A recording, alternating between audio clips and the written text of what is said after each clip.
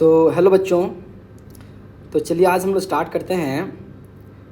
हमारे जो इलेक्ट्रोकेमिस्ट्री चल रहा था हम लोग का सेशन, उस इलेक्ट्रोकेमिस्ट्री सेशंस में जो हम लोग बात किए थे कि हम लोग जो डीपीपी आपको जो बता रहे हैं आपको, उस डीपीपी में जो question number DPP number 1 electrochemistry का डीपीपी नंबर 1, आज उसका कंसेप्ट के साथ डिस्कशन करेंगे और उसमें जितने भी कंसेप्ट अप्लाइडेड है उस कंसेप्ट को भी बताएंगे और उनके साथ जो बनाने का जो ट्रिक्स है ऑब्जेक्टिव क्वेश्चंस का डीपीपी 1 में, वो सारे हम लोग कवर अप कराएंगे। ओके, तो चलिए आज स्टार्ट करते हैं। हमारा जो चल रहा सेशन में जो इलेक्ट्रोकेमिस्ट्री का डीपीपी नंबर 1 को स्टार्ट करते हैं। ओके, तो डीपीपी नंबर 1 में क्वेश्चन नंबर 1 क्या पूछा गया, ध्यान से देखना है। इसमें क्या पूछा गया, the flow of current in an electrolyte, flow of current, ठीक है, in an electrolyte is due to the movement of. अच्छा, पहला बात आपको क्या बोल रहा है, इलेक्ट्रोलाइटिक सॉल्यूशन है। क्या बोल रहा है इसमें बोल रहा है कोई इलेक्ट्रोलाइटिक सॉल्यूशन है। देखिए ये कोई एक मेरा कंटेनर है, उसमें 2 इलेक्ट्रोड को डीप किया गया है और 2 इलेक्ट्रोड में एक इलेक्ट्रोड पॉजिटिव होता है, दूसरा इलेक्ट्रोड नेगेटिव होता है और इसमें जो रहता है हमारा, इसमें रहता है इलेक्ट्रोलाइट्स। कोई इलेक्ट्रो सपोज लेते हैं हम ZnCl2, ये हमारा क्या है, ये हमारा इलेक्ट्रोलाइट है। ये क्या है बच्चों, इलेक्ट्रोलाइट है। पूछा है फ्लो ऑफ करंट, जब इसमें हम पास करेंगे करंट, जब इसमें हम करंट देंगे, मतलब ये करंट देंगे मतलब ये केमिकल रिएक्शन होगा और करंट देने से केमिकल रिएक्शन होगा, मतलब इसमें हम क्या दे रहे हैं, करंट दे रहे हैं। ध्यान दीजिएगा, इसमें हमने क्या दे रहे हैं, करंट दे रहे हैं। तो करंट दे रहे हैं मतलब इसमें ये electrical energy to chemical energy, electrical energy to chemical, electric मतलब करंट दे रहे हैं, electrical energy to chemical energy, मतलब ये नॉन स्पॉन्टेनियस केमिकल रिएक्शन से प्रोसेस है। और नॉन स्पॉन्टेनियस प्रोसेस में अगर आप मान लीजिए इसमें जो आई आप पास कर रहे हैं, ये जो आई आप पास कर रहे हैं, इस आई को अगर इसमें पास करेंगे तो ZnCl टूट जाएगा। मीन्स करंट जब देंगे तो ये क्या होगा, चार्ज में टूट जाएगा। चार्ज में टूटेगा, जैसे आप करंट देंगे मतलब करंट देने से, तो आप इसमें करंट अगर दोगे मतलब क्या, आई देंगे, तो आई देने से कहाँ पर, ZnCl2 में, तो ZnCl2 में अगर करंट देंगे तो Zn क्या होगा, 2+ बनाएगा और ये साथ में बनाएगा 2Cl-। तो बताइए आप जब इलेक्ट्रोलाइट्स में फ्लो ऑफ करंट कर रहे हैं, क्या कर रहे हैं, फ्लो ऑफ करंट को फ्लो कर रहे हैं, तो क्या बोला, due to the movement of. तो इसमें किसका मूवमेंट हो रहा है, इसमें चार्ज बन रहा ना, एक पॉजिटिव बना और एक नेगेटिव बना, तो इसमें जो भी होगा चार्ज बन रहा मतलब क्या, आयंस। यहाँ पर चार्ज बन रहा मतलब क्या, चार्ज पॉजिटिव भी हो सकता है, नेगेटिव भी हो सकता है, मतलब यहाँ पर कौन सा का मूवमेंट हो रहा है, आयंस का मूवमेंट हो रहा। तो देखिए इसमें इस क्वेश्चन में दिया गया क्या, the flow of current in electrolyte is due to the movement of, electron तो होगा नहीं, प्रोटॉन होगा नहीं, क्या हो जाएगा, आयंस। क्या हो जाएगा बच्चों, आयंस हो जाएगा। Okay, clear. चलिए अब आते हैं सेकेंड क्वेश्चन में, क्वेश्चन नंबर सेकेंड नंबर में क्या पूछा है, सेकेंड नंबर क्वेश्चन पूछा गया है, metallic conductor conduct electricity through the movement of. अच्छा, मेटल के वायर में मान लीजिए आपके पास, ये 2 नंबर क्वेश्चन का बात कर रहे हैं, मान लीजिए आपके पास कोई मेटेलिक वायर है, मान लीजिए आपके पास यहाँ से लेकर यहाँ तक कोई एक मेटल का वायर जा रहा है, ठीक है। तो मेटेलिक वायर में मतलब करंट दे रहे हैं, मतलब आई दे रहे हैं। जब भी मेटेलिक वायर में आई पास कर रहे हैं मतलब किसका मूवमेंट होगा, इलेक्ट्रॉन का। तो आई पासिंग मतलब इलेक्ट्रॉन का मूवमेंट, तो आई दे रहे मतलब करंट दे रहे मतलब किसका मूवमेंट हो रहा है, इलेक्ट्रॉन का मूवमेंट हो रहा है। क्योंकि करंट जो होता है पर यूनिट टाइम में जो इलेक्ट्रॉन फ्लो करता है वो क्या हो रहा है, करंट, उसको क्या बोलते हैं, चार्ज बोलते हैं। तो अब ये बताइए, जैसे हमारे इलेक्ट्रॉन यहाँ मूवमेंट कर रहा है करंट देने से, तो ये पूछा है थ्रू द मूवमेंट, किसका मूवमेंट हो रहा है, इलेक्ट्रॉन का। तो आयंस तो होगा नहीं, मेटल एटम्स तो होगा नहीं, फ्री इलेक्ट्रॉन। देखिए इलेक्ट्रॉन फ्री मूवमेंट कर रहा है तो फिर जगह फ्री इलेक्ट्रॉन। ओके, चलिए बच्चों अब आते हैं क्वेश्चन नंबर 3 में। क्वेश्चन नंबर 3 में पूछा गया, the unit of specific conductors, specific यहाँ पूछा गया। देखिए स्पेसिफिक कंडक्टर्स का यूनिट पूछा गया। तो देखिए स्पेसिफिक कंडक्टर क्या होता है, स्पेसिफिक कंडक्टर को समझने से पहले देखिए स्पेसिफिक कंडक्टर 3 में पूछा गया है, स्पेसिफिक कंडक्टर्स या तो कंडक्टिविटी, स्पेसिफिक कंडक्टिविटी बोले तो बोले तो क्या, बोले तो कप्पा। ओके, बोले तो कप्पा। तो अब बताइए बच्चों क्या होता है कप्पा, क्या होता है कप्पा होता है, कप्पा होता है 1 बाय रेजिस्टिविटी। रेजिस्टिविटी का इन्वर्सली प्रोपोर्शनल होता है। और हम लोग देखे थे कि रेजिस्टिविटी क्या होता है, रेजिस्टिविटी आपको बता दिए थे, अगर भूल गए होंगे तो आपको याद होगा, हम दोबारा आपको रिपीट कर देते हैं कि रेजिस्टिविटी जो आया यहाँ पे, रेजिस्टिविटी क्या बच्चों आया, रेजिस्टिविटी मतलब रो का बात करें हम लोग तो रेजिस्टिविटी में हम लोग देखे, रेजिस्टेंस में आपको समझा है कि resistance is directly proportional to length and inversely proportional to cross section area.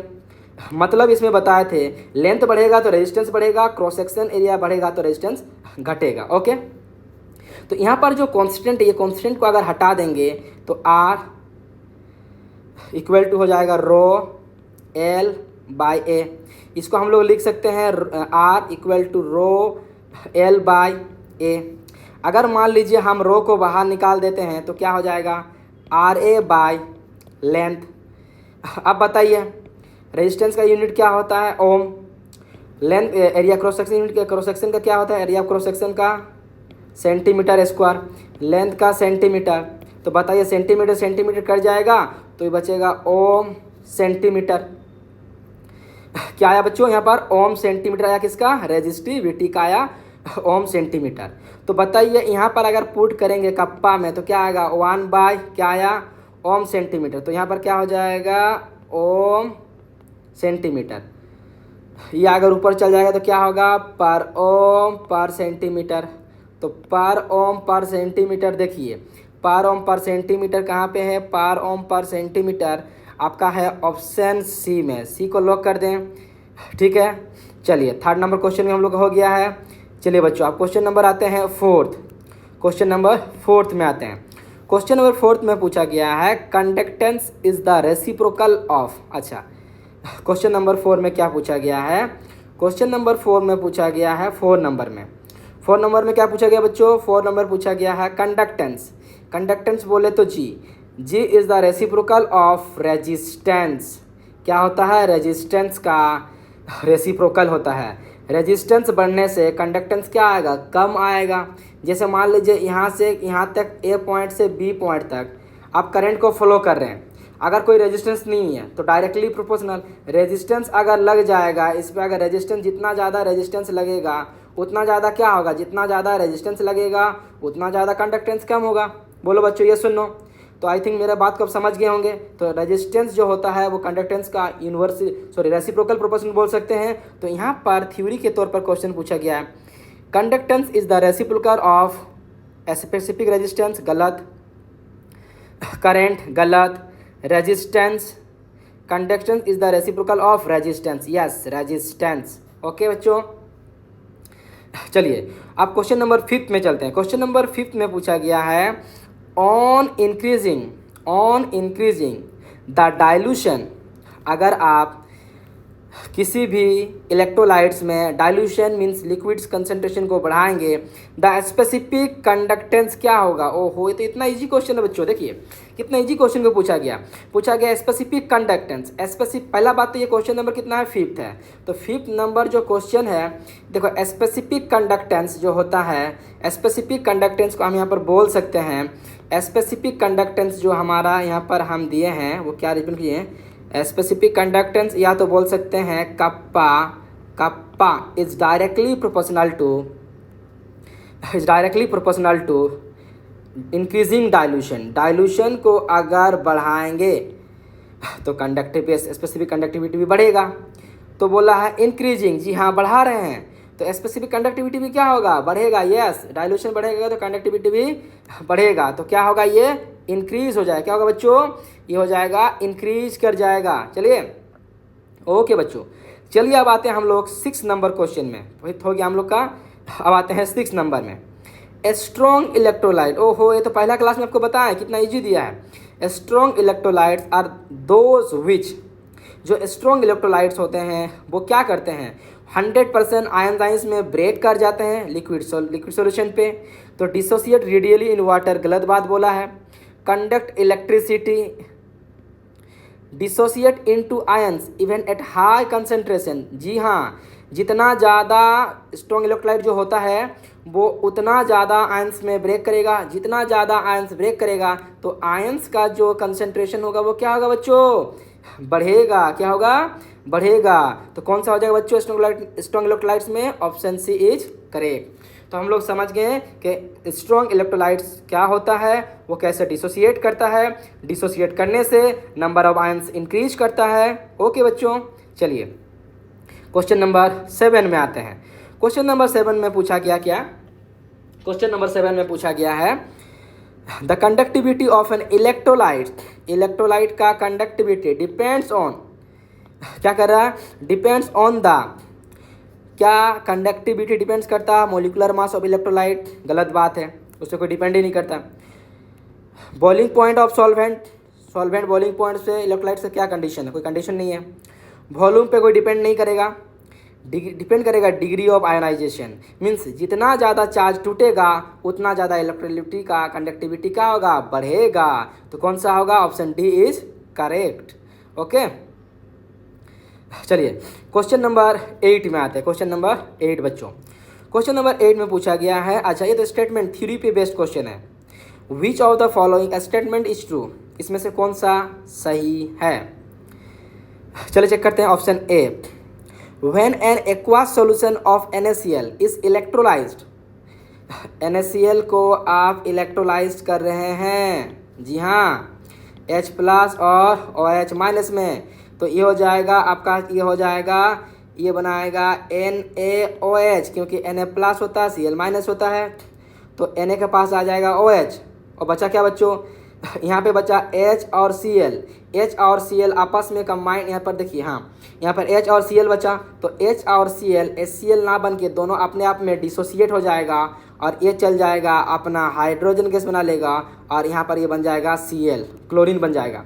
तो यहाँ पर जो क्लोरीन बन रहा, chlorine hydrogen gas, chlorine electrode के पास क्या हो जाएगा, वहाँ पर डिसोसिएट रहेगा। ये मान लो क्लोरीन का इलेक्ट्रोड है, यहाँ पर हाइड्रोजन गैस बबल्स के फॉर्म में यहाँ पर चिपकते रहेगा, ठीक है, बबल्स के फॉर्म में यहाँ पर डिसोसिएट मतलब इवोपरेशन होते रहेगा। तो पूछा गया है NaCl is electrolytes, sodium metal, मतलब sodium metal is deposit at cathode, नहीं, सोडियम मेटल डिपॉजिट कैथोड पे कैसे होगा, ये डिपॉजिट किस पे होगा, ये तो एनोड पे होना चाहिए डिपॉजिट, या कैथोड पे बोला गया है, ये तो गलत हो जाना चाहिए, गलत हो गया, यस। चलिए अब आते हैं बी नंबर में। There is no difference, there is no difference between between बार बार रिपीटेशन हो गया, between specific conductivity and molar conductivity, दोनों सेम कैसा है, ये तो गलत बात बोला है, कोई डिफरेंस है ही नहीं, बोलता है डिफरेंस कैसे नहीं है, बहुत डिफरेंस है, इसे बोलता डिफरेंस है ही नहीं, दोनों सेम कैसे हो सकता है। स्पेसिफिक कंडक्टिविटी में क्या होता है और मोलर कंडक्टिविटी में होता है 1 mole electrolytes can be dissolve, 1 mole electrolyte को डिजॉल्व करने के बाद जो करंट प्रोड्यूस होता है, कंडक्टिविटी बनता है, उसको बोलते हैं मोलर कंडक्टिविटी। और स्पेसिफिक कंडक्टिविटी डिफरेंस होता है, उसमें क्या होता है 1 मोल का इंडिकेशंस नहीं होता है, वो conductivity the flow product of currents and cell constant होता है। तो बताइए दोनों में तो काफ़ी डिफरेंस है, लेकिन क्या बोलता है नो डिफरेंस है, तो गलत बात बोल दिया। चलिए अब आते हैं सी नंबर में। सिल्वर नाइट्रेट, सिल्वर नाइट्रेट का सॉल्यूशन जो है can be stored in copper container, ये तो गलत बात है। सिल्वर नाइट्रेट का सॉल्यूशन को कॉपर कंटेनर में कैसे डिजोल्व कर सकते हैं, ये तो पॉसिबल नहीं है, क्योंकि वो सिल्वर नाइट्रेट है और ये कॉपर कंटेनर है, दोनों तो अलग अलग मेटल है, तो यहाँ पर डीप हम लोग नहीं कर सकते हैं। ओके बच्चों, अब आते हैं क्वेश्चन नंबर डी में। एडिशन ऑफ लिक्विड ब्रोमीन, एक एक्सपेरिमेंटल कंसेप्ट दे दिया, addition of liquid bromine to iodine, iodine में लिक्विड ब्रोमीन को ऐड करें तो उसका कलर जो होता है turns into violet, yes violet colour का बनता है, यस बच्चों एक्सपेरिमेंट क्वेश्चन आ गया, कौन सा कलर का बनेगा माय डियर स्टूडेंट, कौन सा कलर बनेगा, violet colour, this is the correct statement, yes. चलिए क्वेश्चन नंबर 8 भी हो गया बच्चों।